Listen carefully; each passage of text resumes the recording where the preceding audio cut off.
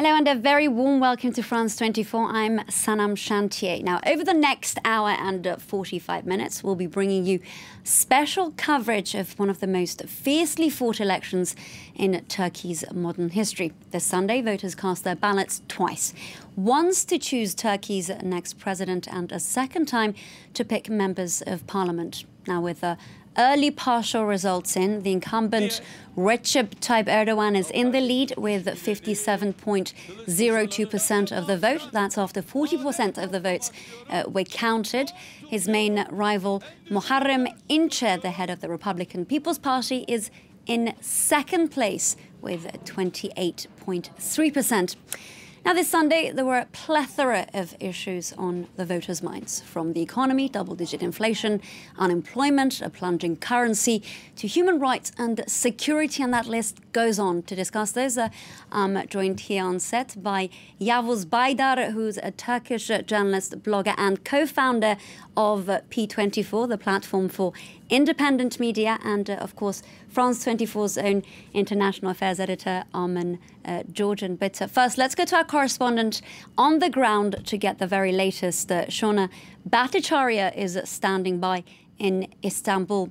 Shona, nearly 60 million Turks are eligible to vote. Turnout was extremely high, 86.82% for the presidential and 87% for the parliamentary election. And results are slowly trickling in. What's the latest and what's the atmosphere where you are in Istanbul now?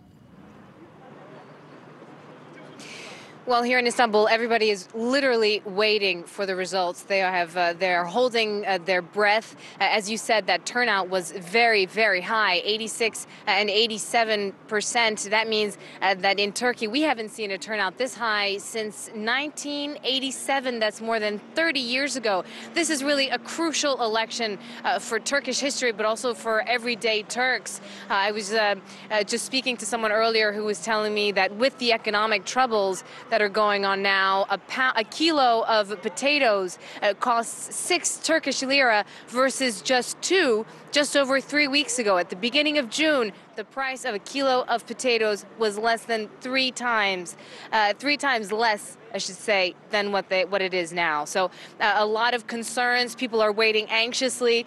You have, on one hand, supporters of Recep Tayyip Erdogan who point to his economic legacy, who point to his construction projects all over the city and all over the country as well, who say that he has shown tangible results, that he is a strong leader, that he is making Turkey into a strong regional player. And then on the other hand, you have the anti-Erdogan, the supporters of the opposition who say that no, in fact, Erdogan is becoming a more and more authoritarian, that human rights are degrading, that in fact his economic policies are not very good, as we are seeing right now in 2018 with the lira dropping drastically against the dollar, and inflation at over 12%. So people are very anxious, and those preliminary results that we keep hearing, let's wait as much as possible until the full ballots are counted, because, you know, Turkey is a very diverse country with enormous political leanings left and right, and depending on where you are, if you're in a city, if you're in the east, if you're in a countryside, the face of the election is very, very different. And as you can see, those numbers, those preliminary numbers keep changing, and Turks are still waiting with bated breath to find out what the final results are. Shona, Turkey remains very much under a state of emergency as we speak, imposed in the aftermath of a failed coup in 2016. I imagine that heightened security has been even more palpable this Sunday. That's right. For the purposes of the election, there have been 530,000 security officers deployed across the country. And when you take into consideration the new laws that were voted in a year ago during the referendum in April 2017 and that have come into force starting this Sunday, there are major changes to the way that polling has been undertaken this Sunday. So, for example, at the request of any citizen law enforcement can monitor voting in polling stations. You also have this reality that for security reasons, you've had thousands of people relocate their polls. So their polling stations, instead of being where they usually are moved to another location. And with parts in the east where there are checkpoints and there are security measures that are heightened, there are fears that these security measures are an excuse, at least among the opposition, for the ruling party to keep an eye really on the way that voting is being handled and the way that it's taking place, and even sometimes to affect the way that the results may be. Now, lastly, Shona, and of course we will be coming back to you throughout this special program, Erdogan has very much tried to cultivate this image of authority and invincibility. You've been in Istanbul for a few days now. How do people perceive him over there? Well, you know, it depends on who you ask, of course, but those who are pro-Erdogan, who are in favor of him and his rule, they say, listen, in the last 15 years, look at what Turkey has become. Look around you. Look at the infrastructure that we have, the hospitals that we have, the number of schools that we have. Look at the way that he has placed Turkey really on the map, on the world stage. Look at all that he's done for our country and for our region. And then, of course, those of us, those in Istanbul who are against Erdogan, the supporters of the opposition, they say that that's all a sham. That when Erdogan on his slogans, in his posters, when he uses the word güçlü, which in Turkey means powerful, that's a word that Erdogan has used throughout his campaign. It is an image for Erdogan that is very important to project. Erdogan wants to really embody this new Turkey, which is a strong Turkey that needs a strong leader. And so the image of Erdogan for his supporters is one of a strong man who handles everything and who has everything under control. And whereas his detractors say that in fact that's all a lie, and that look at his campaign. During this campaign that he called for a year and a half early, he has made mistakes. He has named the wrong date for the election at one point in one rally. He said it was another day instead of today, the Sunday, the 24th. He has multiplied the gaffes, I should say, on the campaign trail, which is surprising because he was actually hoping to take the opposition by surprise and to that way, you know, get this election underway, and you know that it was no big deal for him, that he would win it easily. But in fact, the campaign showed at least that there is a strong opposition and that there are Turks that are encouraged by this opposition and that are looking for another face to represent Turkey. Of course, politics in the country continue to be polarizing. Shona Bhattacharya bringing us the latest from Istanbul. She will be coming back to us as more developments come in. Now, for our latest updates, make sure you visit our website. That's france24.com, where our team are running a live blog with the latest results, reactions, including photos and videos and even tweets. So make sure you do check that out. Now, when it comes to Turkey, there's an intricate mosaic of ethnicities, including the Kurds. There are many social and political divisions, and the country itself is bolstering its presence in the Middle East at a time of regional turmoil. Here's a look at Turkey's history with Adel Gestel.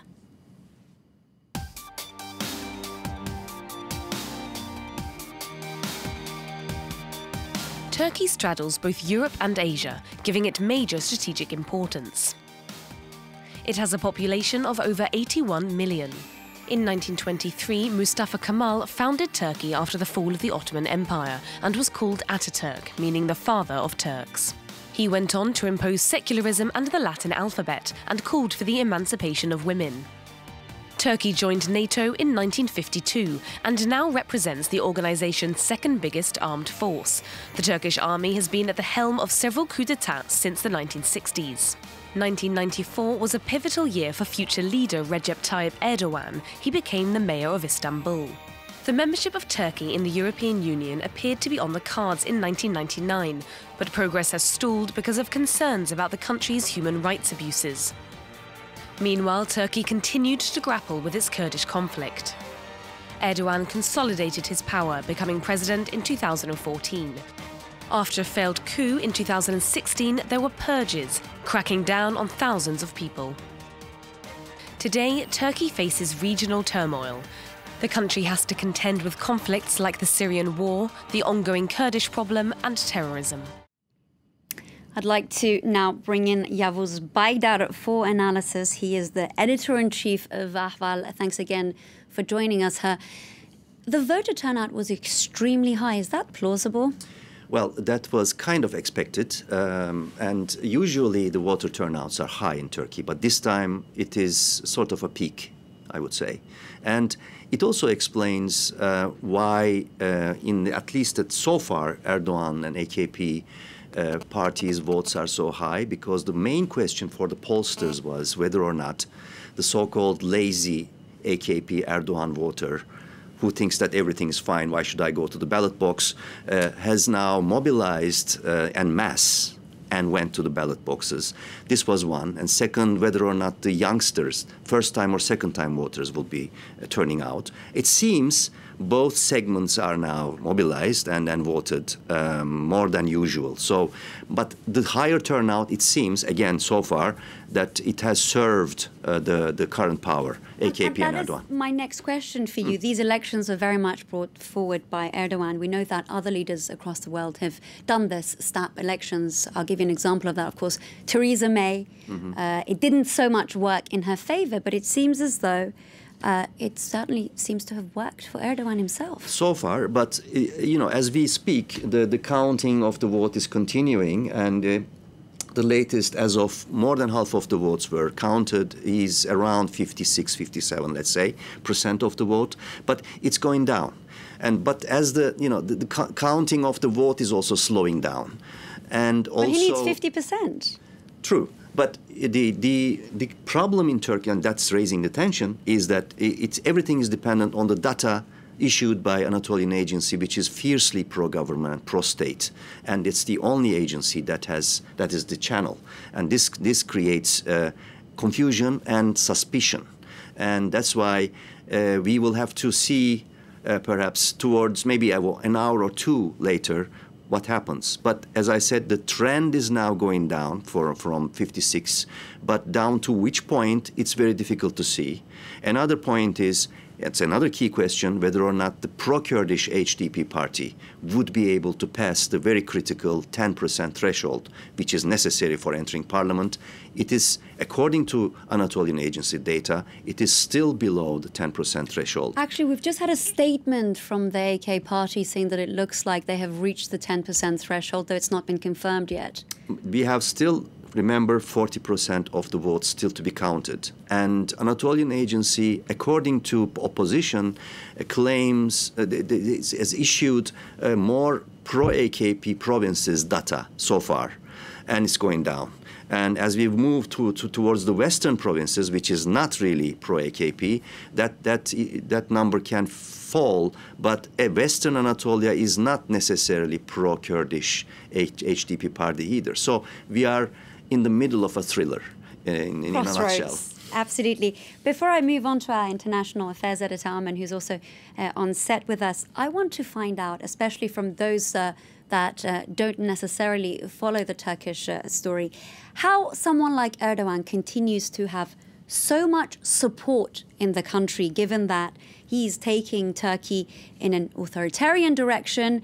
And of course, we hear from a lot of Turks that they don't like that, but yet his supporters are very much saying that he still does great things for the country. Well, he's from the outset, Erdogan has been a divisive figure, and although, as we have seen in the dispatch from Istanbul, he helped create a sort of conservative, pious middle class, and provided infrastructure, healthcare, social services, and the poor masses feeling oppressed and, second class citizens felt more comfortable, more confident.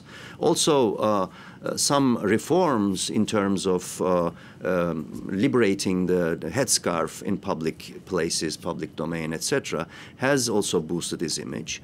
But this, at the same time, happened with Erdogan surfing on a policy that fed polarization in the country. Sharp polarization, which now ends up with a picture of Turkey divided into three. This is the Kurdish segment, mainly Kurdish, predominantly Kurdish provinces in the southeast side of the country. And then you have the deep Anatolian heartland, which is very deeply Sunni and devoted to the cause that Erdogan, according to them, represents, which is extension of the Muslim Brotherhood movement. And the third is the pro-Atatürk, pro-secular masses that feel threatened in their lifestyle and in their cultural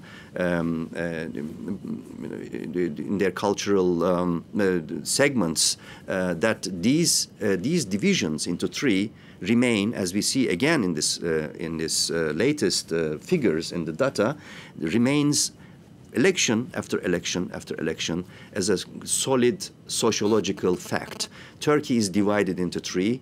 It remains, but this time, because of the economic decline, Turkey is becoming a battlefield with a lot of tension, turning into, in a slow motion way, towards a powder keg where all these segments will never be able to find, some say, some consensus, some democratic consensus to live together in cohabitation in peace. Now, if you're joining us now, this is a special program on the Turkish elections here on France 24. We're bringing you the latest from the ground with our teams in Ankara, Istanbul and Diyarbakir, as well as interviews and in-depth analysis on this Sunday's vote. According to state media, voter turnout for the presidential election was at 86.82% and 87% for the parliamentary poll. President Recep Tayyip Erdogan had 55.88% of the vote, with 60% of the votes counted in Turkey's presidential election. And his main rival, Muharram Ince, has actually managed to gain some 29% of the vote nationwide. I'd like to now bring in our international affairs editor, Armen Georgian. Armen, Erdogan will, and this doesn't come as a surprise, be able to strengthen his grip on power after, certainly if it's proven that he has emerged as victorious in these elections. He will take away the post of prime minister. He will weaken parliament. Some observers have called this pulling a Putin, if you like. Now, he was very much in a precarious position, so he needed this, didn't he?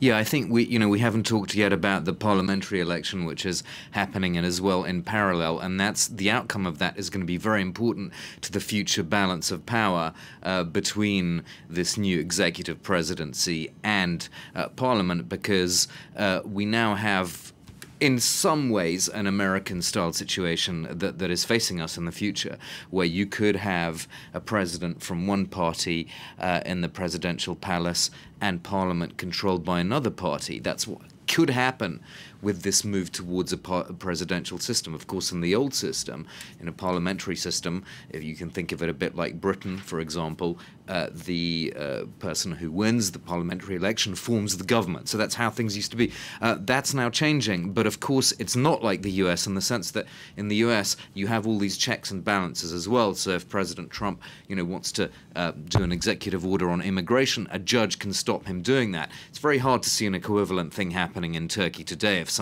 a judge is going to oppose Erdogan on some key policy. So this is why the stakes are so high for parliament and why the opposition wants to control parliament coming out of this election, so that they can be a kind of counter a rival center of power, even though, yes, some of their powers have already been reduced by that constitutional referendum, the very controversial vote which opponents said was fraudulent in April 2017. But it's interesting that that process actually towards a presidential system is not complete yet. Erdogan himself said at the beginning of May that he needs a majority, an AK majority in parliament, to actually push this through to the finishing line to complete the presidential system. And for exactly the same reason, the other parties don't want the AK to have that majority in parliament. Armin Georgian, stay put. We'll come back to you. Let's now cross over to our Ankara correspondent, Jasper Mortimer. Jasper, even, Erdogan has secured at this point, counting is not completed, 56% of the vote. What does this mean at this stage? Look, there are three things I want to say. One is that some of these results are so extraordinary that I don't want to use the word fraud, but it does look as if a funny thing happened on the way to the counting station. Erdogan, with 66% of the votes counted, has now got 55%. Now, never in his career as Prime Minister or President has he ever got that high a figure. In the last presidential elections in 2014, when he was more popular than he is now, he got 51.7. None of the opinion polls were predicting that he would get as high as 55 today. In fact, most opinion polls were saying that he wouldn't get 50, that the election would have to go for a second round. If this result is accepted and it holds up when 100% of ballots are counted, it means that his presidency is secure and that Turkey will go on in the direction which he has mapped out for it and which opposition leaders call a direction of one-man rule, a sort of elected dictatorship. Erdogan would deny that, of course, but that is how the opposition will see it. The second result that is extraordinary is the very high poll of the Nationalist Party, the MHP, which is the political ally of Erdogan's AK Party. That was forecast to get something like 4 to 5%. The party appeared to be collapsing. MHP voters were flocking to Meral Akşener's new EE party. Meral Akşener is a defector from the MHP, and she seemed to be taking most of the party's votes with her. Now, according to the results tonight, the MHP has got 12%. It was forecast to get something like 4 or 5, and the EE party has got only 9.6% by the latest results. The third thing that is interesting or extraordinary is that the Kurdish party hasn't exceeded the 10% threshold. However, the Kurdish vote has been rising. We now have 54% of the latest result is 59% of the ballots counted, and the Kurdish party has 9.7%. In other words, it's 0.3 of a percentage point shy of the 10% threshold. If the Kurdish party and the EE party, which is very close on 9.6%, pass the threshold, that will alter the distribution of seats in parliament radically. However, Erdogan's AK party will still have the majority. A political analyst, the head of the polling firm Conda, said tonight while looking at the results that it would be a great disservice for Turkey if the Kurdish party, the HDP, did not get into parliament. He said the parliament wouldn't function correctly, wouldn't function properly, one could say, without a Kurdish representation. The Kurds have passed the threshold threshold in the last 2 elections. If they don't make it tonight, well, the Kurds are going to react. That is for sure. Last week, Erdogan was taped telling AK Party officials that they must conduct, quote, special work, unquote, in the polling stations to push the Kurdish party's vote down below 10%, because if it didn't get 10%, then the AK Party would get a larger distribution of the seats in parliament, which is true. Now, this video, in which Erdogan appeared to be asking his party workers to conduct fraud, was the authenticity of this video was not denied by Erdogan.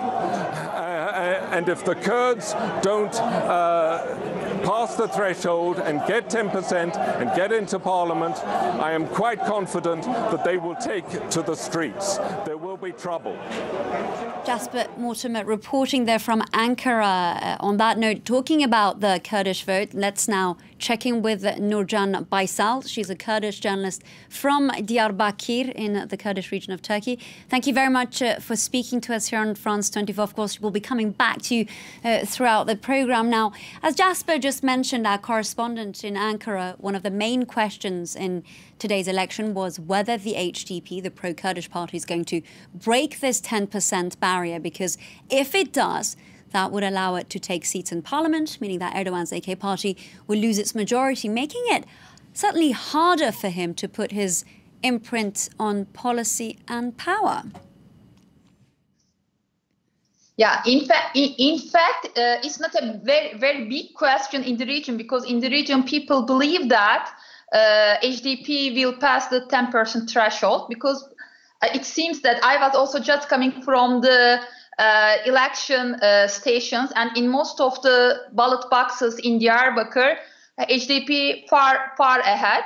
So I think in the next few hours we will see that HDP will pass the 10% threshold. It is so important because I think in these elections the Kurdish voice will dictate the Turkish fate. So it is really so important for the HDP to pass the 10% threshold, not just for Kurdish people, but for all Turkey. And I believe that if we can secure our votes, if we can secure the ballot boxes, because we have a lot of questions about it.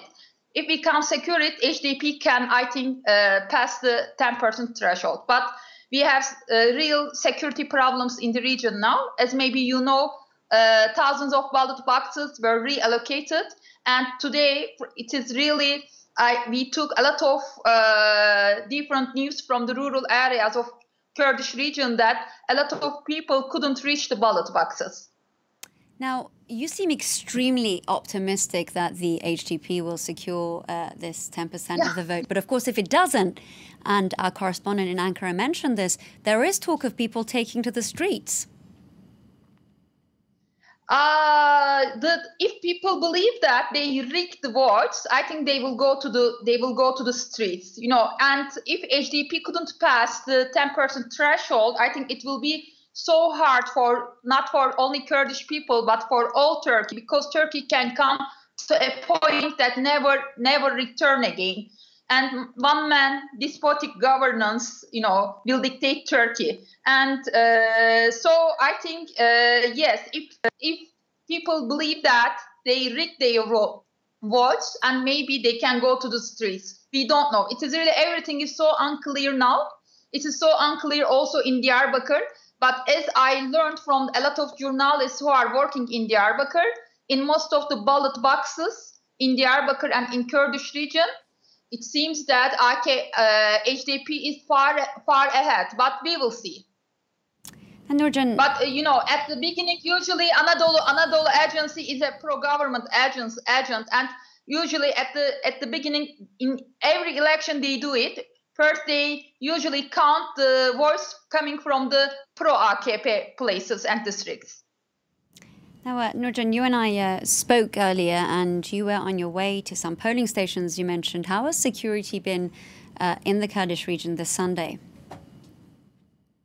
Yeah, the thing is that we are in the city centers. in the city centers, there are some problems, but not big problems. But in the rural areas of Kurdish region, there are really, really big problems because a lot of ballot boxes they reallocated, and thousands of Kurdish villages should need to walk to their ballot boxes, sometimes 40 kilometers away. And the new places of the ballot boxes are usually they put the ballot boxes to the villages which we have the paramilitaries, village guards, and we have usually they also change their places to pro-AKP villages. So it is really hard because in the rural areas near the ballot boxes we have the arms, because we have soldiers with arms and we have paramilitaries with arms, and so there is a lot of pressure, especially in the rural areas. But unfortunately, we don't have any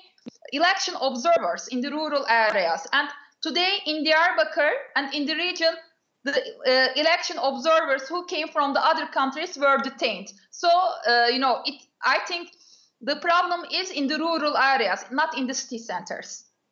Nurcan Baysal reporting there from Diyarbakir. We will be coming back to you later on in the program with the latest updates from the Kurdish region in Turkey. Now it's 7:30 in the French capital. You're watching a special program on Turkey's election with our team on the ground, bringing us the latest developments, in addition to analysis from Yavuz Baydar, Turkish journalist, and our international affairs editor, Arman Georgian, and more. Now, for now, President Recep Tayyip Erdogan has secured some 55.88% of the vote, with some 60% of the polls counted. That's in Turkey's presidential election this Sunday. And Muharram Ince, the main opposition in the presidential race, stands at 29% nationwide. Now that's, of course, the polls are also taking place with the parliamentary segment. Now, at the moment, the ruling AK party has some 46.01% of the vote, with half of the votes counted. The main opposition, the Republican People's Party, has 20.3% of the vote nationwide.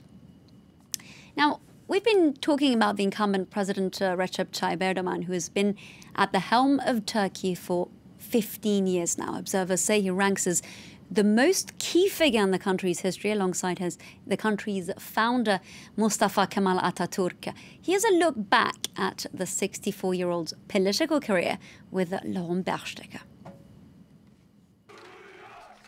March 1994, Recep Tayyip Erdogan was elected mayor of Istanbul, a first foray into politics for the man who would become Turkey's most influential leader since Mustafa Kemal Atatürk. In 1997, a military coup led to the ousting of Islamist Prime Minister Necmettin Erbakan, Erdogan's friend and mentor. A few months later, the 43-year-old made one of his first appearances on national television. The mosques are our barracks, the domes are helmets, the minarets are bayonets, and the faithful are soldiers. Erdogan was jailed for 4 months for inciting racial and religious hatred. When he got out, the devout Muslim who grew up in a religious household had adopted a different approach. In 2001, he created AKP, a pro-Western party advocating moderate Islam. A disgruntled Turkish population, disillusioned with the state of the economy after decades of secular rule, handed AKP its first electoral victory, and in 2003, Erdogan was named prime minister. The new head of state soon transformed Turkey into a manufacturing and export powerhouse. Within a decade, the country had become the world's 17th economy. In 2014, a constitutional reform saw Erdogan become Turkey's first democratically elected president. Frustrated by the country's failure to join the EU, he began to restore the role of Islam in Turkish society, infamously calling on Muslim families to refrain from using birth control in order to multiply their descendants. In July 2016, Erdogan's grip on power was challenged by a coup attempt led by a faction of the army. On national television, the president called on his supporters to take to the streets and resist the power grab. A nationwide purge later saw 150,000 civil servants relieved of their duties and nearly 50,000 people arrested, including journalists, policemen, and opposition politicians. In April 2017, another constitutional reform granted Erdogan sweeping new powers. A year later, the Turkish president sought the people's approval once more, as he called early elections. Now, this Sunday, 6 candidates ran against Erdogan in the presidential race. One of them posed a real challenge, and that was Muharram Ince, a former school teacher who's been hammering the Turkish leader over his constitutional reforms as well as excessive spending. Owen Barnell takes a look at the leader of the resurgent opposition. In under 2 months, Muharram Ince has become Erdogan's only serious rival. Since he announced his candidacy, Ince's passionate campaign speeches have turned him from a relative unknown into the main hope of Turkey's opposition. After 16 years, you cannot name one person he's friends with. Erdogan is now a tired man. He's an unexcited man. He looks down on people. He's arrogant. Ince's promises include lifting the state of emergency in place since 2016, as well as returning Turkey to a parliamentary system. The thousands who flock to his rallies hear a man determined to show that he is one of them. This former physics teacher, known for his secular politics, has won the ear of many Turks. He's not someone who remains silent in the face of injustice. He's a determined opponent. We will vote for Ince. I think about the future of my children. We want freedom. Ince's campaign is notably inclusive. He broke with CHP party tradition by reaching out to conservative Sunni Muslims and Kurdish voters, a wide umbrella that could be the key to success. The odds are stacked against Ince, yet analysts are confident this newcomer will push the president to a runoff vote. We will have a second round. What I mean is that for the first time, Mr. Erdogan will lose the election, triggering a second round. Erdogan called these elections early, betting on his opposition being in disarray. Now, up against Ince, his gamble could well backfire. Let's now check in with Shona Bhattacharya, our reporter in Istanbul. She's joined by Shafak Pavey, a former CHP parliamentarian. Shona, over to you.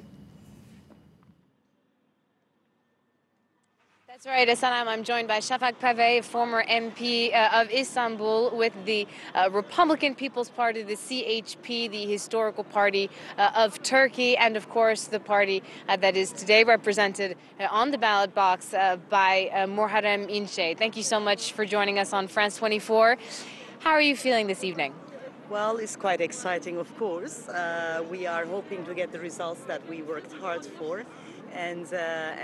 But more than the excitement, I would basically define our mood as people who are working, part of the people who are working very hard on the opposition campaign, that there is a bit of concern with the manipulation that is going on, with the hand of state institutions, the higher electoral board that is establishing numbers from the higher end for the advantage of AKP and Erdogan. But that's only manipulation, so we are currently keeping the psychological mood high up and our spirits up and waiting for the later into the night with the trust that we will get what we are trying to achieve. Are you afraid of fraud in this election? Oh, certainly. During the day, I mean, not afraid. I wouldn't say afraid, because one thing that was defining and determining the whole opposition bloc campaign in this whole process of campaigning in the past 2 months was basically courage. So we are not afraid. And there are colleagues, Mr. Ince, our presidential candidate, is also currently at the garden and at the center headquarters of the party, on and off at the electoral board, in front of the electoral board, that every measure will be taken, peaceful measure will be taken, to ensure that there is no fraud.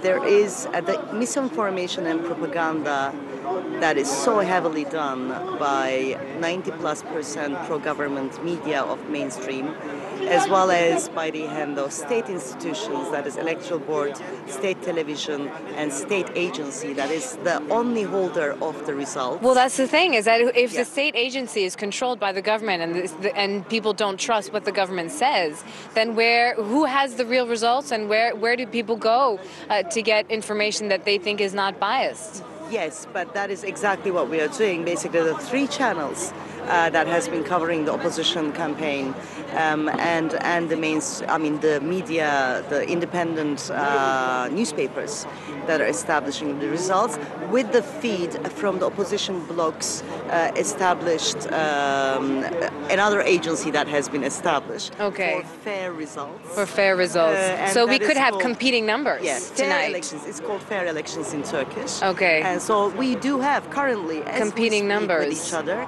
There are competing numbers. Okay, so we'll just have to see if those numbers end up meeting at some point. Yes, but we also have a huge network in 81 provinces and all the towns and villages across.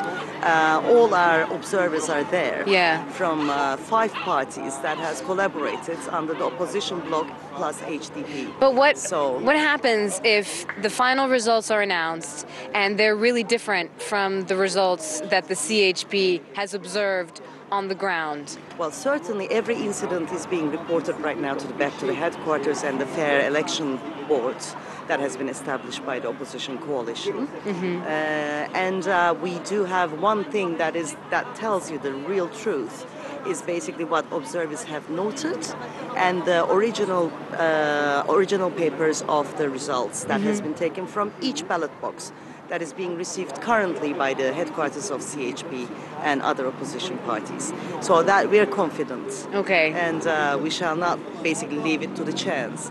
Last time it was basically what I call it is the half-done job at the referendum will be completed this time. Okay. My final question is on Muharram Ince, on his candidacy, on what is it about this candidate that has really energized so many Turks this time around? Well, certainly the popular candidacy of Muharram Ince that has touched everyone can be definitely summarized by one word, if we need only one, is courage. Not to surrender to fear, that is the hand of authoritarian regimes, plus political Islamists that has been trying to disseminate to the world the fear. So right now Turkey is catching up with the wind of the collapse of global political Islam as well.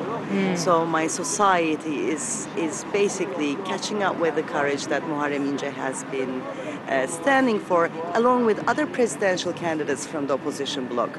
I think that would be the word defining the whole opposition.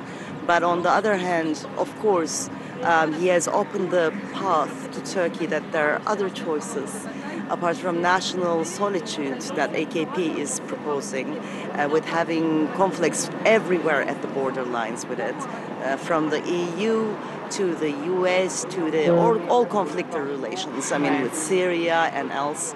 Instead of that, the opposition bloc and Muharram Ince is representing basically being universal, so this is basically beyond political ideologies. What I see that this is a secular rise up of Turkish. Is this an historical election from your perspective? Certainly, because this is not only election for us, this is battle against a regime change in Turkey. So, and Turkey is presenting an amazing, despite all odds of all oppression, all intimidation, propaganda, violent incidents that we have also been exposed, our observers have been exposed today.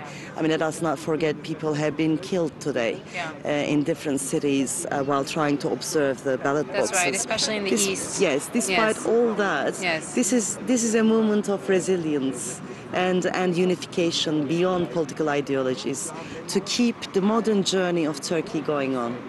And one last question for you today. The importance of the Kurds in this election, of course, it cannot be forgotten. It's a very symbolic that Ince visited Demirtas in jail. Yeah. Tell us more about that overture to the Kurds, which, given the CHP's history with Kurds, is not always very positive, and they are credited with a lot of the violence against Kurds, especially in the 1990s. How symbolic was that move for Muharram Ince? Things have moved on, and we have come to this stage that everybody is giving away from their demands, certainly bit by bit. Basically, people are uniting under the umbrella of secularism. That is how I can summarize this unification against political Islamists. And these gestures have been unprecedented for that Ince visiting Demirtas and not giving away to the propaganda and intimidation that has been basically put to the society altogether to intimidate everyone, whoever, not only against HDP as a party, but actually the Kurdish antagonism that has been pumped up, sociologically speaking. So only looking at Diyarbakir rally, public meeting by Ince, right, it has been unprecedented. How many people were and there? I think that would be the response. Yes. Thousands, Thousands, tens of thousands. Yes. So, and with Turkish flags, I think everyone wants to unite against an authoritarian regime, against political Islamists, and this is basically the downhill that we are also seeing across the world. Just like Tariq Ramadan, for instance, being imprisoned in France right now for the cases of rape, he has been the symbol of political Islam. So, I mean, here as well, we are seeing the collapse, the moral collapse as well. Of political And what if Islamists. Ince doesn't make it to the second round? Oh, we can definitely see that in our numbers right now. I can say that. Okay. I can say confidently that I am seeing right now that as we speak, of course, the numbers are coming up, but later into the night we will be seeing that this second tour we will be having. And Ince is certainly entering into that as the main presidential candidate for all opposition with a very high number. Thank you so much. Results. Thank you so much for joining us on France 24. Most Safak welcome. Pade, a former MP with the CHP, the historic Republican People's Party. Thank you so much for joining us. Back to you, Sanam, in the studio. Thank you, Shona Bhattacharya there reporting for us from Istanbul. Please stay put there. We will come back to you later on in the programme. A reminder now of the day's top story. That's Turkey's crucial double election. And here on France 24, we're bringing you a special coverage of the vote until 8:45 p.m. Paris time. President Recep Tayyip Erdogan has some 55.08% of the vote, with 70.5% of the votes counted in Turkey's presidential election this Sunday. Broadcasters have been saying that his main rival, Muharram Ince, has at the moment stands at some 29.4% nationwide. Television channels also saying that in parliamentary elections, that's the second vote today, President Erdogan's ruling AK party had 45.18% of the vote, with 61.1% of the votes counted. The main opposition, Republican People's Party, had 20.3% of the vote nationwide. I would now like to come back to the studio and bring in Yavuz Baydar, who joins us. He's, of course, the chief editor of Ahval News. Sir, we were just hearing from the former CHP parliamentarian moments ago talk about Muharram Ince, the main rival to Erdogan. And, of course, we know that he made a lot of promises during his campaign, from making the courts independent to saying that he's prepared an emergency reform package for the economy. Do you think all these promises were something that he could have potentially delivered on, or would we have gotten more of what we have at the moment, essentially, with Erdogan? That's a good question. I think all the predictions put by the deep Turkey observers had been, there's a common denominator that whoever wins these elections, which whoever and whichever party or alliance wins these elections, there are huge tasks ahead because of the economic decline, because of the legal ruin Turkey has been brought because of the emergency rule. Nothing is functioning anymore. Rule of law has collapsed, and there have been an enormous amount of injustices according to those who feel themselves as underdogs, mentioning Kurds primarily. And this is, as I said, a huge task that no leader can tackle easily, including Muharram Ince. And remember that the opposition is fragmented, entered this race in a fragmented manner, and these three parties have had very little to do with each other because they were all stuck in identity politics, and particularly pending Kurdish issue is bound to be a divisive issue for the opposition, although Muharram Ince himself tried to inject a lot of confidence to the Kurdish voters that tactical voting for the main opposition, CHP, from CHP to the HDP, would be very important, that they would be supported so that they can pass the 10% threshold because of the shift from the CHP voters towards the Kurdish voters. To be confirmed at this point. Still, those tasks are waiting if Ince wins, but all the figures that we see point out that he will, at best, perhaps for himself, will end up in 33% of the vote. Seem little remote at the moment, but good question anyway, because, as I said, Turkey is now an arena of huge problems to be tackled with. Its crisis will continue to deepen whoever wins these elections. That is the realistic view. I would like to bring in our international affairs editor now, Armen George. And Armen, we've very much up until this point been talking about the domestic situation in Turkey, but of course we know that this election was as much about what's happening inside the country as what's happening in the region. Can you give us a brief recap of all the interventions that have been taking place with Erdogan at the helm in Syria and, of course, Iraq? Yeah, well, of course, those interventions are still going on. It's interesting that during this election campaign, and not coincidentally, Erdogan actually widened the offensive against Kurdish militants, because previously he'd stuck mainly to Syria. But at a campaign event on June the 21st, he touted the Turkish Air Force's actions in northern Iraq as well, and he was talking about, possibly an offensive against the PKK in northern Iraq. Of course, it's not massively practical because there aren't ground forces, unlike Turkish troops in Afrin. So it's not necessarily. It's a sort of rhetorical thing, but it's certainly a good example of how he's been using these campaigns against Kurdish militants abroad to try and boost the nationalist vote at home.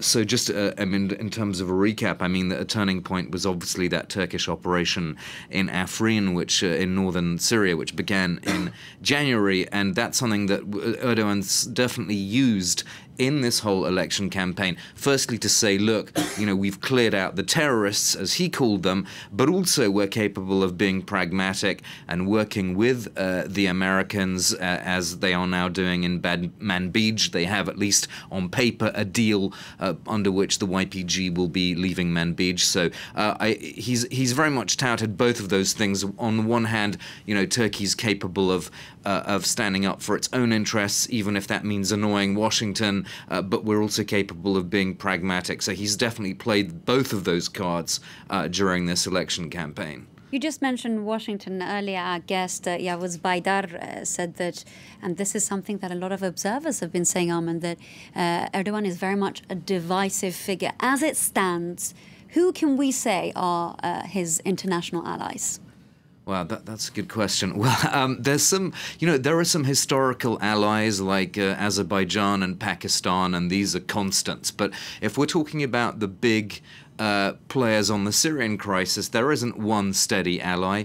It's really ebbs and flows. It's up and down. If you look at his relations with Russia, with Israel, with Iran, with the United States, these are all, they've all gone up and down a lot. I mean, perhaps the most spectacular sort of ebb and flow has been with Russia, because in 2015, of course, they actually froze relations after that airplane was down. Now, they not only have nuclear projects in common, but they have very high-level military cooperation, and this is what's really worried the United States, that they've now, Russia and Turkey, have concluded their first military agreement since modern Turkey was founded in 1923 for a new generation of air defense systems. This is on top of the S-400 deal, which had already gone through.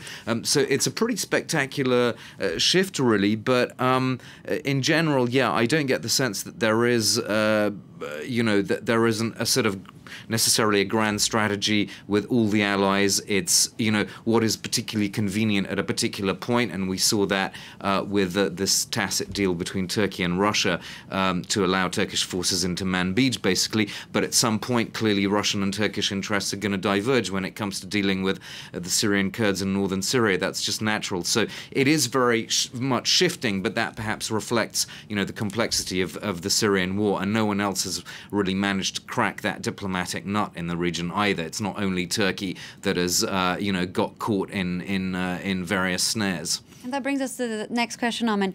With Turkey's actions in the region, do you sense that there is an actual policy, or this is a temporary alliance to strengthen its role? I think Turkey's been pragmatic in some ways and not in other ways. I think it's been sort of quite pragmatic in a way to join the Astana process, which brings it together with Russia and Iran. It knew perfectly well that it was going to run against Iranian interests, and that proved to be the case in Afrin when pro-Iranian militias actually clashed with Turkish troops. But I think Turkey went into that thinking, well, we can get something out of this Astana process instead of staying within this kind of moribund Geneva process and staying in the kind of US orbit.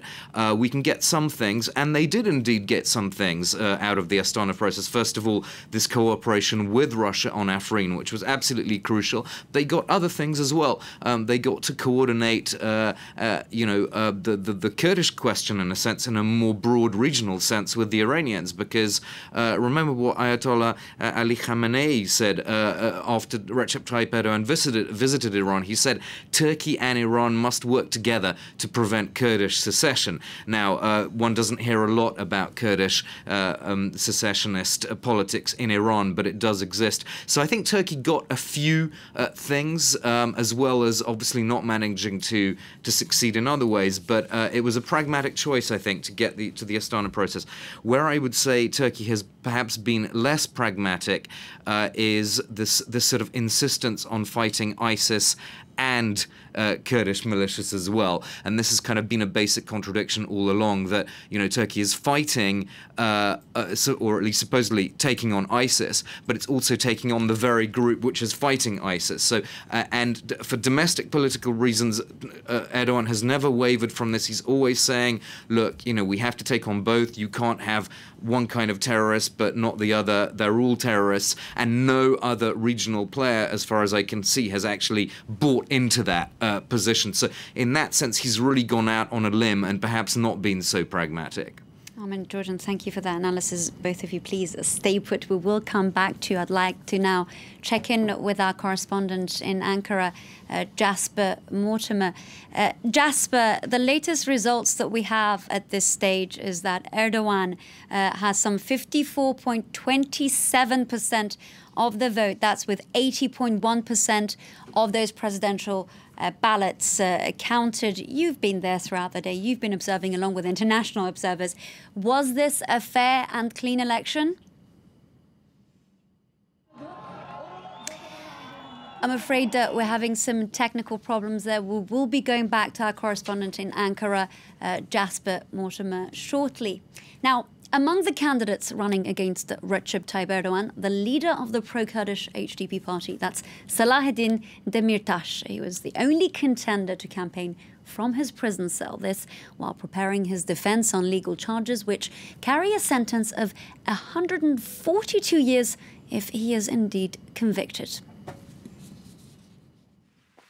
He's the lawyer for the only candidate for the Turkish presidential elections detained in prison. Selahattin Demirtas, the candidate for the HDP party, has been locked up since November 2016. Since he's been in prison, I've been visiting him every week. When the government announced the date of the election, I rented this flat and moved in so that I could visit him 3 times a day. The leader of the HDP is being held for his alleged links to the PKK, the Kurdistan Workers' Party, which is considered a terrorist organization by Ankara. 8 lawmakers from his party are also in prison. During our meetings in prison, I send him questions from the media. I hide his answers in documents that I have with me. He also dictates messages that I release on the internet. From his prison cell, Demirtas campaigns for the presidential election through the media and on social networks, declaring himself a political hostage. The main opposition parties have formed a coalition against President Erdogan. But the HDP has been excluded from the group because of its alleged links to the PKK. The government has put pressure on the other opposition parties so that they won't work with us. Now they're afraid that our participation in the election will lose them votes. The pro-Kurd vote is estimated to be at around 10%, which could be crucial for the opposition, not only in the legislatives, but also in the second round of the presidential election. The coalition has left us out in the cold, and if we don't reach 10% of the votes, we won't get into parliament. A parliament that's on the verge of a historic change. Following Erdogan's amendment of the constitution, the next president will have sweeping new executive powers. It's 8 p.m. here in the French capital. You're watching our special coverage of Turkey's elections, which have been dubbed the most crucial in the country's 95-year history. President Recep Tayyip Erdogan has some 54.27% of the vote, with 80.1% of the ballots counted. That's in the country's presidential election. Broadcasters say Muharram Ince, the main opposition's presidential candidate, stands at 29.4% nationwide. Television channels saying the parliamentary elections, President Erdogan's AK ruling party has 45.18% of the vote, with 61.1% of the ballots counted. The main Republican Party has 20.3% nationwide. In other world news, EU leaders in Brussels to tackle the continent's contentious migration crisis. Italy calling on the bloc to accept its share or see funds cut. Plus, Saudi women are now legally able to drive. Whilst this is a historic move for the ultra-conservative kingdom, women's rights activists are not the ones getting the credit. Some of them are still indeed behind bars. Let's now cross to our Istanbul correspondent, Shona Bhattacharya. She's standing by with the vice chair of human rights for the ruling AKP party. That's Harun Armagan. Shona, over to you. That's right, Sanam. Our guest now is Harun Armagan, the deputy chair of human rights at the AK party. Thank you so much for joining us on France 24. How are you feeling this evening? I feel very good. The results is very good. But let me start by congratulating and saying a big thank you to hundreds of thousands of AK party members and volunteers who work day and night to make sure that Turkey continues on a trajectory of economic prosperity and innovation. And let me be very clear here. In the last 48 hours, the France 24 peddling unfounded accusations that last year's referendum was fraudulent. The OECD the OECD, election monitoring group, have never made such allegations. And I have to be very clear that for the first time in my life, I have been invited to many TV channels, but I'm sorry to say this, but your correspondent is a shameless liar. And you as France 24, your Ankara correspondent is a shameless liar. And you as French state television, you need to apologize for this. Well, there have been accusations of fraud, absolutely, at that time. Some people, in fact, are afraid of accusations of fraud this time around as well. There have been videos circulating on social media of ballot stuffing. There has been violence in some parts of the country in the east where 3 people were killed at a polling station. People are concerned about the possibility of fraud in this election. Look, I would be happy to address those questions, but it's a shameless way. It's a shameless way that France 24 is trying to influence Turkish elections. We are not in 1900s, and Turkey is not a colonial territory. We demand an official apology from France 24. And to address your questions, there are irregularities in every elections, and there is an independent board which consists of members from all political parties to investigate all these accusations and investigate all these irregularities. We are very open and clear with that. Right. Okay, well, we'll get back to that issue of fraud, but so far this evening, the AK Party is coming out on top, and as far as the preliminary results go, it looks like Erdogan might make it over 50%. Right. The result is as we expected before the election, because we were on the ground on the days and we were seeing the polls. We know what we are saying to people and we see their reactions. We were sure that we would get in the first round, and President Erdogan is going to get it in the first round. And what happens if he doesn't, though? What happens if at the end of the official round voting, the official results, excuse me, will there be a second round, maybe? Obviously, the Constitution says if he doesn't, but the numbers, the realistic numbers now over almost 85%, it's certain that he will get that number. That's right. Now, Erdogan is also, the AK Party in general, is also, of course, in parliament that is going from 550 seats to 600, as we know, with the constitutional changes. How likely is it that the AK Party will become dominant in the parliament as well? We have the results show that we will have the majority in the parliament, and I don't think that's going to change after this result. And it's important to say that this result is no surprise for us, because AK Party is the only party that brought political stability, economic prosperity to this country, and people are simply giving their confidence to AK Party more and more.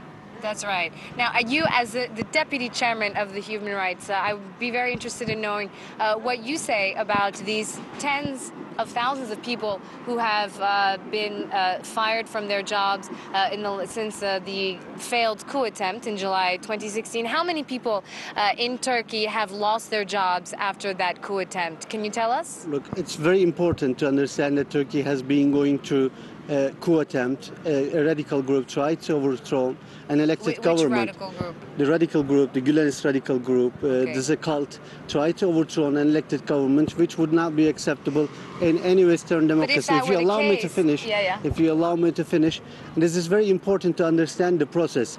All these processes are judicial processes, and they have its checks and balances. If one person disagrees with all these decisions, they can actually apply to Supreme Court, Constitutional Court, and also they can go to European Court of Human Rights.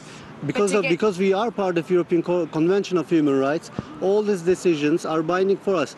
If you allow me to add this, we would be very happy that every decision is challenged by law, so no one's rights are violated. Well, there are 50,000 people who are actually awaiting trial, in addition to those 150,000 people, around 40 to 60, it depends on the numbers, who have lost their jobs. But just if the Gülenists, as you say, were behind that failed coup attempt, then why go after journalists? Why go after university professors? Why go after other people who are not linked to that movement? Like I said, this is a judicial process. We are not going after anyone. There's a judicial process, and as in all democracies, judicial processes are independent. We have checks and balances in our country, like any other democracy has, and we are happy that these decisions are all will be challenged by law. I could agree that some of the process in the judiciary is slow. We would accept that, but no one would expect that a huge number of cases would be opening, and we can't create new members to judiciary. But I can assure you that as in Turkey, we have our checks and balances. We have coordinated work with European Court of Human Rights, and the decisions from that body are also binding for us. We are very clear and transparent that we don't want anyone's rights violated. This is why the rule of law is in Turkey. Thank you so much for joining us. Thank you. I'm so sorry that Harun Armagan, we don't have any more time. But in any case, thank you so much for joining us on France 24, and I wish you an excellent evening. Thank you. Thank you. Thank you. Back to you, Sanam, in the studio. Shona Bhattacharya, I'm actually going to stay with you now, and I understand that your guest there, who's the vice chair of human rights for the ruling AK party, Harun Armagan, can't hear me, but I would like him to stay with you so that I can pose a question to him here from the studio. He is accusing our correspondent, Jasper Mortimer, based in Ankara, of inaccurately reporting fake news potentially. But what I'd like to talk about to him is the fact that Jasper has been speaking about this video of the incumbent president, Recep Tayyip Erdogan, where he called the AK officials to, quote, do their special work to keep the pro-Kurdish HDP party under the 10% threshold that they require to gain seats in parliament. Surely that in itself is a clear violation of the Kurdish people's rights.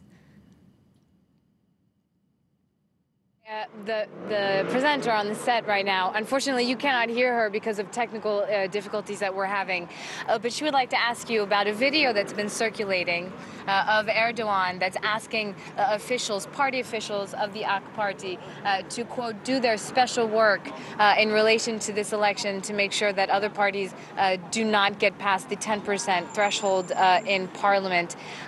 If that is the case, then she's wondering how you can say that our correspondent Jasper Mortimer is wrong about saying there was fraud accusations in the last the constitutional vote. The shameless lie that came from your correspondent was about the referendum.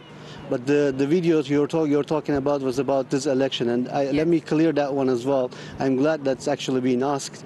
President Erdogan was talking about the HDP voters because Turkey AK Party is the largest party that attracts Kurdish votes in Turkey, and HDP comes right after us. In last elections, we have won over 1 million ethnic Kurdish votes from HDP. So it was another part of our strategy that President Erdogan was saying that we should vote, we should gain more votes from ethnic Kurds, and that was the video, and that was very clear. I think there is nothing wrong with that. And when he was talking about doing special work, what kind of special work is he referring to? Look, AK Party has over 9 million members and volunteers, and each of us have been working day and night to make sure that Turkey continues in economic prosperity and innovation. Was he referring to something in particular? We try to reach every individual in our neighborhood, so we tell about the projects of AK Party. If we don't reach to anyone, we believe that... But that's the normal work of a party. It's not the special work of a party. Of course, it's the normal work. Yeah, so what is the special work of the party? The special work is the ethnic Kurdish votes. For us, it's very critical, okay, so and we are the largest party that gain ethnic Kurdish votes. I would like to target more, and that's nothing absurd on that, nothing abnormal about that. Okay. Thank you so much again. Speaking to us on France 24, Harun Armagan saying that special work that Erdogan was referring to in that video concerned the Kurdish vote. And back to you, Sanam, in the studio. The Kurdish vote, which is part of the constitution to which the Kurds have a right to. Shona Bhattacharya reporting there from Istanbul with her guest, who's the chair of human rights for the ruling AK party. Of course, we will go back to Shona later throughout this special program on the Turkish elections. Let's now check in with Nurcan Baysal. She's, of course, a Kurdish journalist. She's also conducted a lot of human rights works in the Kurdish region. Nurcan, thank you for joining us again. I don't know whether you were hearing the statements coming from Harun Armagan there. He's a vice chair for human rights. He was saying that these elections have been clean and there's been no fraud. What are your observations so far? Yeah, I couldn't hear him a lot, but the thing is that really here there were a lot of pressure on the people, especially in the rural areas, and also, as you know, we have under the emergency rule, but the thing is that emergency rule affects here differently. Still, we have for example, I want to give you an information in Çukurca area, for example, 50 families applied to the Human Rights Association because they couldn't take their dead bodies. We still have dead bodies on the ground in the rural areas. So we are here fighting to have a dignified bury for the people. So the situation of human rights violations is so bad in the region. As you know, the war and the curfews continue in our region since 2015, and then in 2015, when the peace process collapsed between the Kurdistan Workers' Party and the Turkish state, then the military curfews began and our cities were under bombardment. For example, my hometown, Diyarbakır, was under bombardment more than 100 days. So a lot of Kurdish cities were demolished. Today, hundreds of thousands of Kurdish people are homeless today. There are still people living in tents in Diyarbakır, in Şırnak and Hakkari area. And that state of emergency was declared on top of this disaster, and everything got worse. For example, state administrators have been appointed instead of our mayors. Nearly all Kurdish mayors are in prison now. And almost all Kurdish media, even the Kurdish Children's Channel, has been shut down. Kurdish civil society organizations, they were all closed, and Kurdish parliamentarians were put in prison. Even the Kurdish teachers in the region were fired from their jobs because of the allegations of having link with the Kurdistan Workers' Party. So the general situation here in the region is really bad. And with all this, with all these policies, the government is sending a message to the Kurdish people, and they have closed all political access to Kurdish people in this country, and especially the young generation who believe that there is no legal way to gain rights of Kurdish people. So because of this, these elections are so important. While waiting for you, I just heard that the HDP passed the 10% threshold, and now a lot of celebrations began in my city, in Diyarbakır. Maybe you can hear now from my home also. So maybe this will be a hope for our younger generation also. I'm afraid we can't hear anything, but I do want to speak to you about Selahattin Demirtas, who was running for the presidency from his jail. We keep reporting on that as if it's normal, but that's not very characteristic of elections, certainly not here in the West. Yeah, at the end, he's like the other Kurdish MPs representatives. He's a hostage, He's a hostage in prison. All these people, they never... a lot of them didn't see the court, and there are really very stupid allegations, like to use, most of them are in the prison because of their speeches during the peace process, but their speeches because of Kurdish issue. So they are in prison because of their thoughts, not because of any crime that they commit. I hope if the opposition have the majority in the parliament again, and if the AKP decrease their vote and they don't have the majority, then maybe this will be also a chance for all these people who are in prison. And not only our elected representatives, also a lot of human rights activists, a lot of journalists, now they are in prison. And some of them never went to the court. They are in prison there are people in prison more than 2 years, and they never see a court, like the Osman Kavala, a very well-known human rights activist. So we are really passing from very, very hard days, and I hope if the opposition have the majority, because now, as I learned, the HDP passed the 10% threshold, and this shows that the opposition will have the majority in the Parlamento. So I think the opposition will first will do to stop the emergency situation, then maybe then all these people will have a chance to have really good, fair court cases. Nurcan Baysal reporting there from the Kurdish region of Diyarbakir. Please do stay with us. We will come back to you. Now, to our viewers, if you are joining us this very moment, this is a special program on the Turkish elections here on France 24. We're bringing you the latest from the ground from our teams in Ankara, Istanbul and Diyarbakir, as well as interviews and in-depth analysis here from the studio on this Sunday's vote. Now, I'm just going to give you a recap of the latest results. According to state media, voter turnout for the presidential election was at 86.82% and 87% for the parliamentary poll. Now, the latest results in Turkish President Erdogan, his votes stand at 53.8%, with 85% of the votes counted.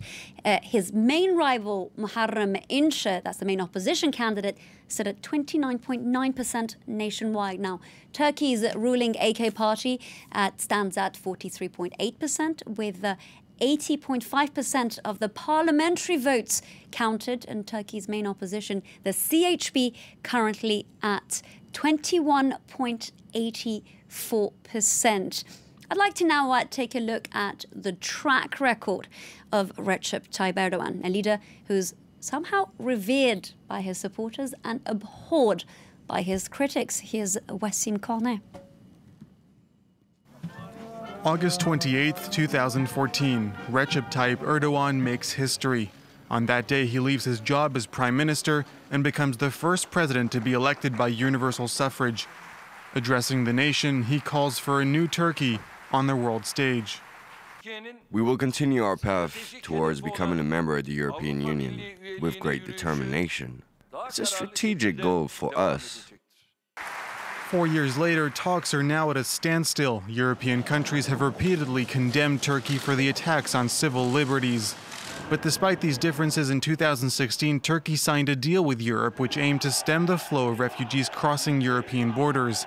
In exchange, Turkey received 6 billion euros in aid. The country is now home to 3.5 million refugees, mainly from Syria.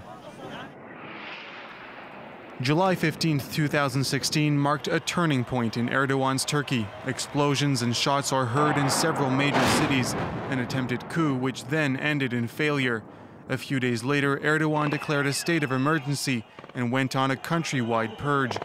150,000 civil servants were fired, and more than 50,000 people were arrested, leading to sharp criticism from the international community. In 2017, Erdogan campaigned in favor of a referendum which would reform the Turkish constitution and reinforce the president's powers. In April, the referendum was approved and allowed Erdogan to send a clear message to his opponents. I'm telling you to stay in your lane.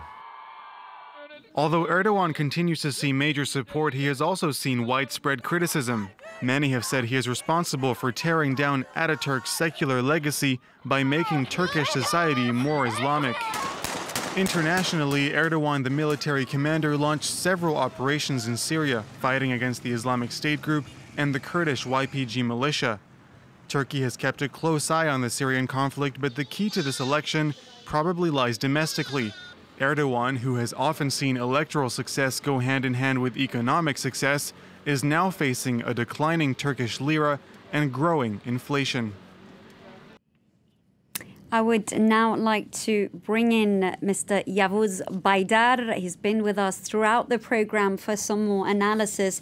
Now, we know that this election very much took place against the backdrop even of a state of emergency, human rights violations, a plethora of them, despite the fact that earlier we heard from Harun Armagan of the AK party that that is not the case in the country.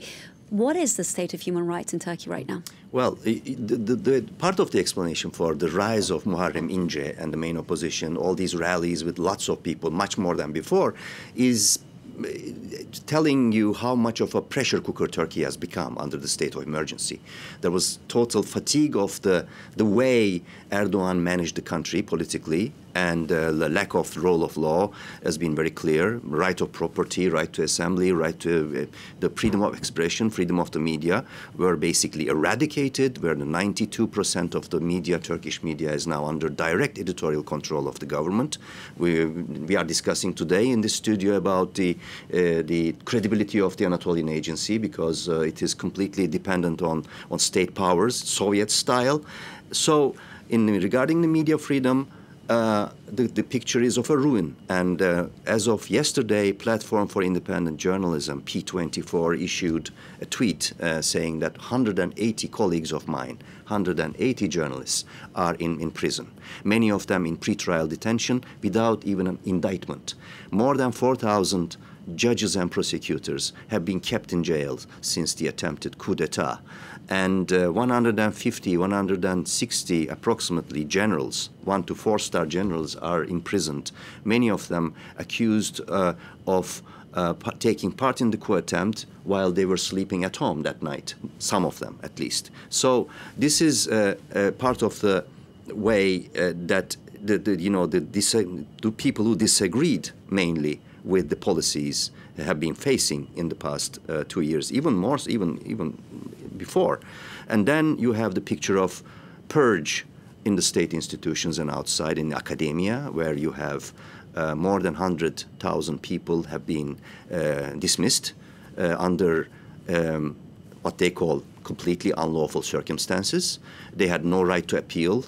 They were kept just to bring blocked in a more by personal element here, you yourself are currently living in exile. Exactly. I'm one of those who have been persecuted, and I have an arrest warrant on personal level. My lawyers still do not have any idea about what I'm being chased for, because all these files about journalists or other people, intellectuals, academicians, have been classified unless it's kept so until you surrender, you choose to surrender, etc. 100,000, more than 100,000 people have been purged.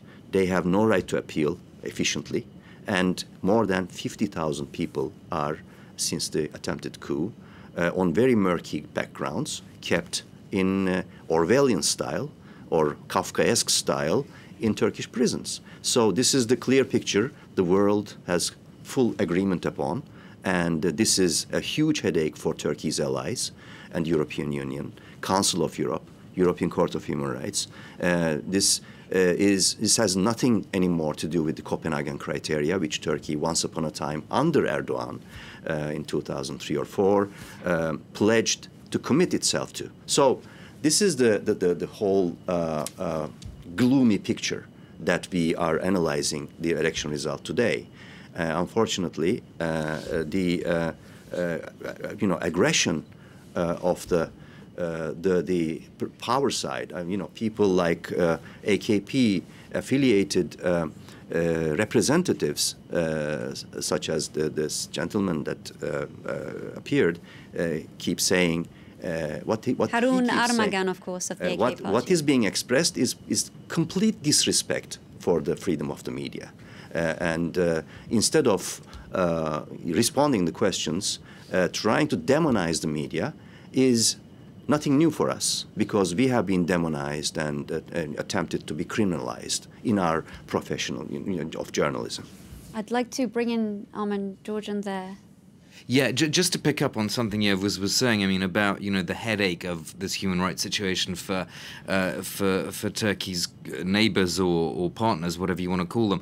I just think it's important to remind everyone that essentially, with the purge and everything, Erdogan does have Europe over a barrel, because although the EU remains Turkey's top trading partner, there's this crucial thing, the migrant deal in 2016, which kind of makes it, well, basically impossible to come out, with full-on criticism of the human rights situation in Turkey. It's been very muted, and I always wonder, how would it have been without the migrant deal if Turkey hadn't been needed so much by Europe in 2016 to shut off that flow, so to speak? But what did happen was that they did do that deal, and it gave Erdogan a free hand in a sense, not only with the purge, but also look at the way he spent 2017 lashing out at European leaders, calling them Nazis and all this kind of thing. It's very hard to imagine that without this deal in 2016, which gave Turkey so much leverage over the EU. I think it has changed a little bit in the sense that when Angela Merkel, for example, did decide to apply some economic pressure, and Erdogan could see that, yes, foreign investment was suffering a little bit, he kind of toned down the rhetoric a little bit. So that talk of, you know, Nazis or whatever, that sort of stopped for now. But certainly overall, the EU, as we're seeing in this migration crisis today, we've been covering this mini-summit in Brussels and how very difficult it is to find any kind of common position and solidarity between European states. That shows you how much the EU collectively still needs this agreement with Turkey from 2016, because if it broke down and migrants started coming in through the Balkans route again, goodness knows what it would do now that there is this populist government in Italy, a right-wing turn in the German coalition, and all these other things. So I think it's just important to keep the Euro-Turkish picture in the background of all this. Before I ask you another question, I just want to bring you the latest results. Turkey's pro-Kurdish HDP party currently stands at 10.28%, passing that threshold of 10% required with some 80.5% of parliamentary votes counted. Now, my prediction is that HDP is nearly guaranteed to have passed the threshold. It may end up in 11%, roughly speaking. It seems to be a point of no return as we count the vote. Yavuz Baydar will hold you to that prediction, 11% for the Kurdish HDP party. We'll come back to you both in the studio. We now want to cross over to Jasper Mortimer, our correspondent in Ankara. Jasper, earlier on, we spoke to Harun Armagan of the AK party. He said that you need to make an apology for your coverage of these elections and the referendum.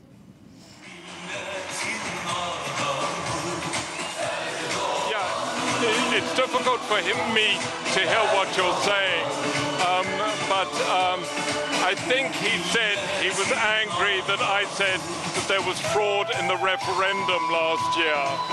Well, you know, everybody outside of the ruling party alliance in Turkey would tell you that there was fraud in the referendum last year, and there are many instances of evidence of that fraud.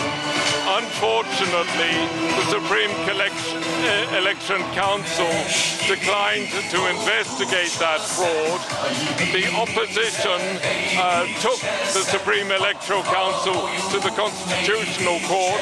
The Constitutional Court threw the case out, saying that the Supreme Electoral Council has the last word. It could not interfere. So that remains a matter that was never settled by the courts. Now, turning to what happened today, I think my wording was that I couldn't say that there was fraud, but it seemed as if a funny thing happened on the way to the counting station. A Turkish journalist has just gone on television and said that one of the most extraordinary results in this election is the result in Yalova. Now, Yalova is the hometown of Muharram Ince, the leading challenger to Erdogan in this election. The Ince has drawn crowds of more than 1 million people in Izmir, in Ankara on Friday. I was there, and in Istanbul yesterday. He has electrified the opposition. Now, the results in the election tonight show that Ince got 38% of the vote in his hometown, and Recep Tayyip Erdogan got 50%, 5-0, in Ince's hometown. And the Turkish journalist Gökhan Hacı said that a result as unbelievable as that cast doubt on the accuracy, on the credibility of the election results. Another thing casting doubt on the credibility of the results are videos circulating on social media. I've just seen one of them, of an election official stamping ballot after ballot after ballot. And it's clear that these are today's ballots. You know, the ballots today are unusual because they have alliances, and it was clear that the election official was stamping the ballots in the same place. So there has been corruption in this election. I can't say how much, but it is clear that it has taken place. And Harun Armagan saying that this election is clean is extremely difficult to believe. It is interesting that Muharram Ince, the leading opposition challenger, has got 30% in this election, which is much more than the opinion polls were going to give him in the first round. In the first round, they thought he might get 26%, never as high as 30%. And his party, the CHP, which normally gets 24, 25, 26% in election, has got only 22%. This is particularly interesting in that normally when the ruling party has been suffering economic problems in running the country, the ruling party's vote in the next elections goes down because people are upset about the way the economy has been run. We saw this in the June 2015 election when the AK Party failed to get a majority in parliament for the first time because the economy had deteriorated. Now, the economy is in a bad state at the moment. Inflation is 12.5%, unemployment is over 10%. The lira has fallen against the dollar 25% in the last 6 months. And yet, we find that the ruling party has done very well in this election. Let me look at the election board. Yes, it's got 43%. And Erdogan has got 53%, higher than he has ever got in an election before. And the CHP, the opposition party, which you would have thought to have done well out of the poor economic state, it has lost votes. It's gone down to 22%. A lot of people tonight are saying that these results are very, very strange.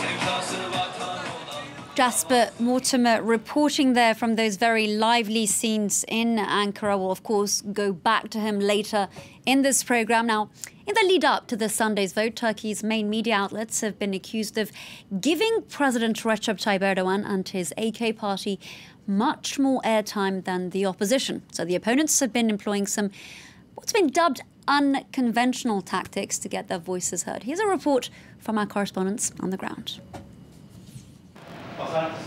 Anywhere else in the world, this would be a typical campaign moment. A politician sitting in a chair answering journalist questions for TV viewers at home. But in Turkey, this scene is rare. The politician is a member of the pro-Kurdish opposition party HDP, and the TV channel interviewing him is a small opposition network. This kind of situation happens because the media is controlled by the government. 95% of media outlets censor the HDP. The government forces them to, in order to prevent us from being elected to parliament. We even offered to pay them to run our campaign ads. They refused. The HDP is the second largest opposition party in Turkey, but accused of having ties to the Kurdistan Workers' Party, considered a terror movement by Ankara, the HDP has been silenced by the media. In the Beşiktaş neighborhood in Istanbul, another opposition party is opting for a grassroots approach to get their message out. Felicity is an Islamist movement that shares similar political foundations with Erdogan's party. But with little airtime on most channels, it's been forced into the streets. Some people spend their lives in front of the TV. They don't read books or newspapers or do any research. And when these people watch TV, they only see Erdogan. If they heard other voices, maybe they would choose to vote differently. But for now, that's simply impossible. Some people call her Turkey's Iron Lady. Meral Akşener is the leader of the İyi, or Good Party, which broke off from the far right. Only a few months old, the party is already predicted to win seats in parliament. But once again, Akşener's campaign has been ignored by the media. Sympathizers have no choice but to make the trip to see her speak in person. Unfortunately, all TV channels show only rallies and interviews by Erdogan and his prime minister. They only follow his campaign. The final frontier for opposition parties is social media. This video's been shared numerous times on Facebook ahead of Election Day. The song is called Fed Up, a lighthearted twist making fun of Erdogan's omnipresence on Turkish media. One of the few platforms left where opposition parties are not censored. Let's head back to Istanbul, where Shona Bhattacharya, our correspondent, is standing by with the latest.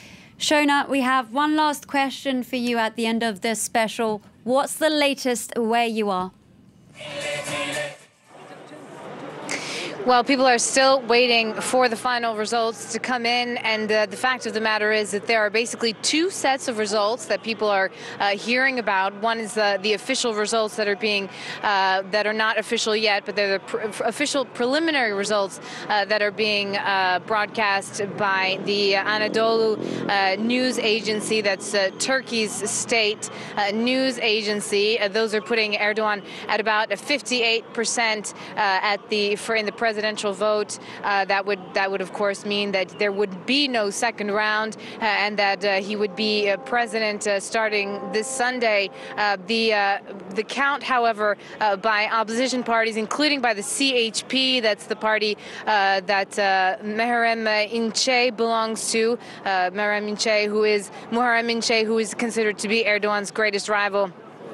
That party is putting out statistics that would put Erdogan at 48%. That's 10% less than what we're getting from Anadolu. And this issue of the actual count and the actual numbers, they're part of this whole media scramble here in Turkey, with Turks not really knowing who to turn to get the actual news, and if those numbers will coincide later on in the evening, if the CHP's counters, those who are counting the votes, if they end up coming up with the same number or a similar one at least to the one that the Anadolu agency puts out later on in the evening. I would like to one last word about that discrepancy there. Already earlier this evening, protesters gathered around the Supreme Election Board in Ankara, and the security forces threatened them with tear gas if they did not disperse. Shona Bhattacharya reporting there from Istanbul, of course. Later on France 24, they'll be coming back to you, but that's it from us for now. I'd like to end with a recap from our analyst, International Affairs Editor Armin George, and of course, Yavuz Baydar. What kind of tensions can we expect tonight, briefly? It's, from that perspective, very worrisome, because the tension is rising, hiking, because there are, as Shona said, two narratives happening. One, AKP narrative, pro-Erdogan narrative, which is saying everything is sealed, finished, while the other ones, Muharram Ince camp, saying that stay at the ballot boxes, because 37% of ballot boxes are only counted, the rest remaining.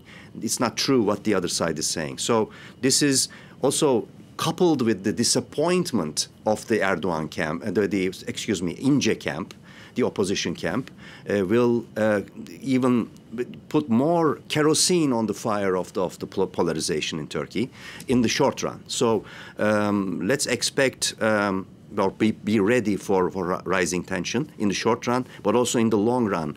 Turkey, after tonight, with this result, will be even more ungovernable. Because the divisions are very clear, the walls are raised even thicker between the Kurdish and pro-Erdogan and the secular camps, that means that country is bound for deepening systemic crisis.